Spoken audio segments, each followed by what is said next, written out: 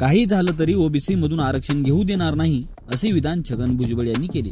यावरती प्रतिक्रिया देत मनोज जरांगे पाटील यांनी आयत्त खाऊन सवय लागली आहे अशी टीका केली। पाहू व्हिडिओच्या माध्यमातून।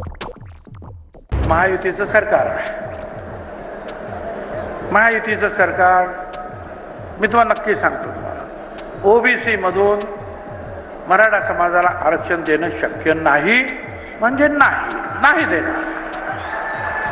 ओबीसी मधून आरक्षण देणार नाही।